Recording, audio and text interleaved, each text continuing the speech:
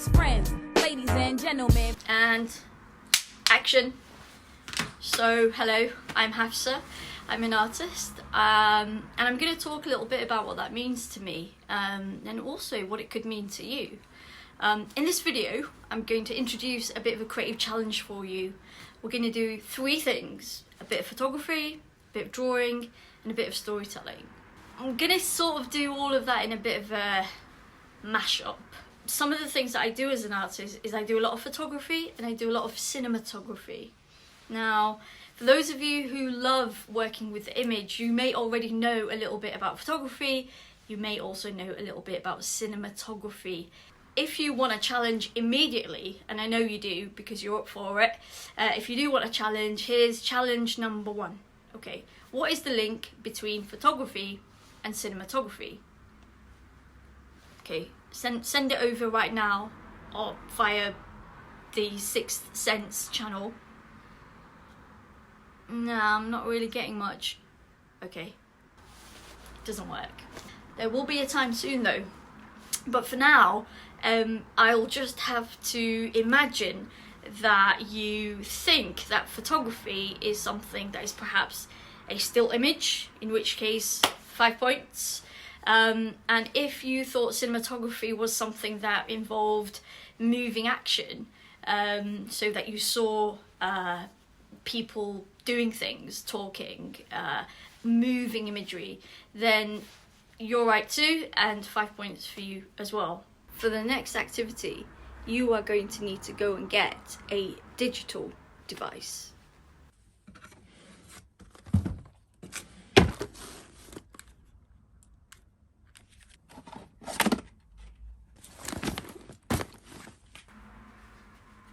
Wait, that's not a digital device. Wait, that's not a digital device.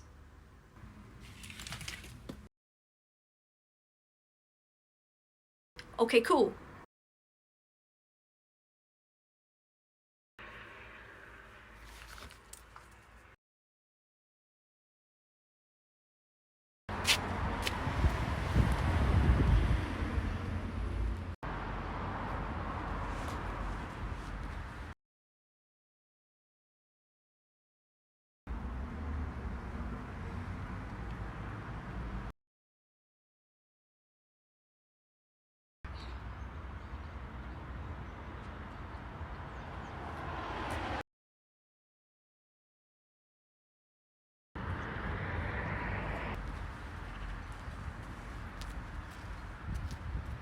Sorry, it's cool, thank you.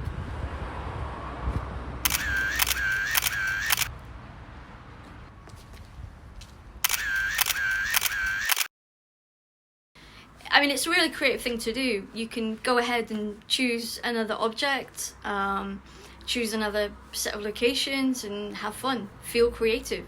Think about how you can match the location with the object. Does it say anything? Does it make the image interesting? Does it make it humorous? Is there an interesting message or meaning that you are creating? So these are the sorts of things that hopefully this activity will allow you to think more on. And so the images that you take of the things that you love can be, you know, cool. We've got a nice creative vibe going on, I think. We can go on to the next bit of the activity, the next bit of the challenge. In this one now, I'm going to show you how to make a paper device. That's right, a paper camera. And all you need is a pair of scissors, a piece of paper, and your hands.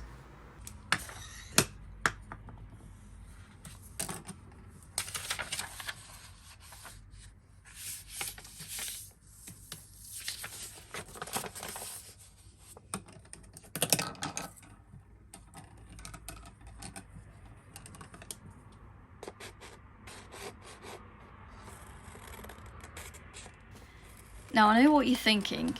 How is this rectangular shape cut out of a piece of paper anything like a camera? Well, if I open it up like this and move it around, I can actually look through the aperture with one eye shut to frame the object. I I can do the same with a digital camera and look through its viewfinder, and it's pretty much the same thing. The paper viewfinder is doing the same job as the digital one. They are both framing the object. And although I can't record anything with my paper viewfinder, I can use it in another way to record what it can see. And this is through drawing, something that I really, really love. I'm going to tell you a little story about how I actually became an artist. And it's got a lot to do with drawing. And it's also got a lot to do with skateboarding. I shall explain. I always liked drawing. When I was a child, I would draw everywhere. At home, in school, in the car, at the shoe shop, in a plane, once. I mean, the reason I got into skateboarding wasn't so much the fact that you could stand on a board upright and go super, super fast and do all these cool tricks, and, you know, all of that was great, of course. But the actual reason I got into skateboarding is because the art that you would get on skateboards was phenomenal. It just completely blew my mind. You get art on the top of the board and underneath it. And I'd never seen anything like it in my whole entire life. It just blew me away, literally. It was the first time I really felt that art was more than a hobby or a school subject.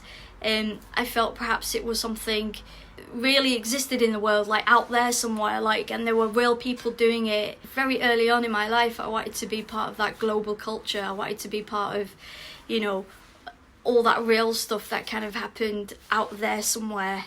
More on how I became a professional artist later. Now back to the drawing activity. So you've got a paper viewfinder. The challenge now is to look through it and draw what you can see.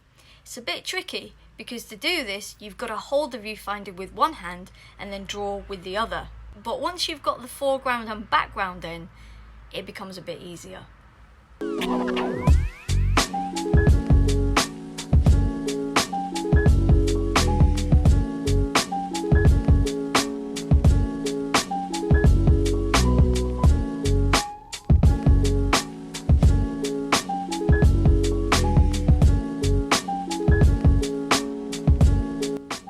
See the lid popping, the jar, the lid of the jar popping into view, and it's important that even though I know the shape of this circle, the jar, I'm not gonna draw it all because obviously I can't see it all, right? And this is what you are learning through this exercise. This drawing exercise is helping you to only draw what you see.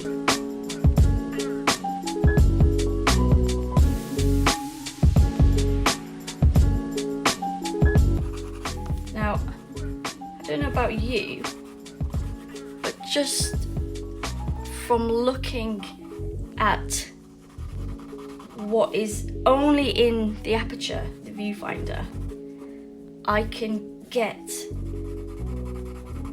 an idea on where the light is falling. Alright. So that's my now have you noticed I've forgotten something? There's something else going on in this picture. The challenge is to draw what you see in the frame and not what you think or know is there. So I took art at GCSE and I also took it at A-level, and then when I went to university I did a degree in it pretty much, and then did another one, and then when I finally graduated from art school, you know, I started to feel like okay, this is the start of me being a professional artist, which meant I could, you know, get a studio. So I got a studio, I started to get commissioned to do various projects, to make various artworks, exhibitions, and be part of festivals and events where all my art could go in, and, you know, it could be shown. And, you know, being a professional artist means that not only are you feeling creative and being creative, you know, you're making fantastic work. but it also means that your work, you're getting paid for the work that you do, and also that there's an audience for the work that you do. I make still and moving imagery. People would probably describe me as a kind of visual artist, or a photographer, or a filmmaker, or an artist filmmaker. An artist filmmaker is probably somebody who does a lot of, creative things with the camera, or just some sort of experimental filmmaking, which I really love.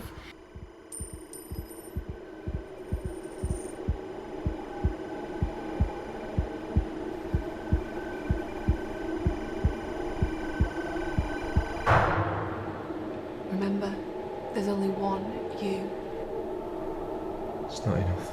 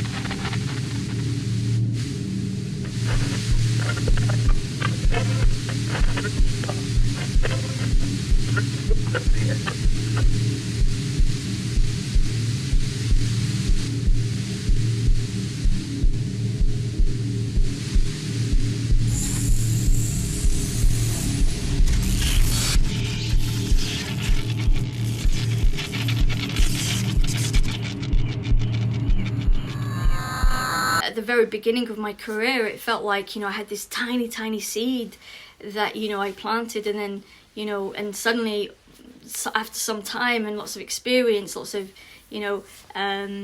success and lots of failure as well, I have an art practice now, which is like, from that seed to this massive, big, baobab tree. It's a big tree. Big tree. My little story about my childhood love for drawing and skateboarding kind of led me to where I am now, and I could never have imagined that as I was skating on my board, all those years ago, thinking, what am I going to do with my life? What am I going to do in school? How am I going to choose my subjects? And what am I going to do at university? These were the things that were on my mind, and I'm glad to say that I had things in my life that did interest and inspire me, and here I am. Art has always been a really powerful process to develop what you feel, what you think, what you see, what you hear, what you remember, what you feel. Did I say that? What you know, what you believe in. Art can help you explore and develop all of those parts of yourself, and in doing so you can make fantastic work, and you can share your creative visions with people out there. Share it with the world, and they will in turn be inspired by the stuff that you do. And this is some sort of cycle of life going on here. I hope you enjoyed the video. I hope you enjoyed the activities. Please do them, adapt them, explore your thinking, explore the kind of image making you are developing, and I'm sure it will lead you to some really, really positive and productive avenues in your life.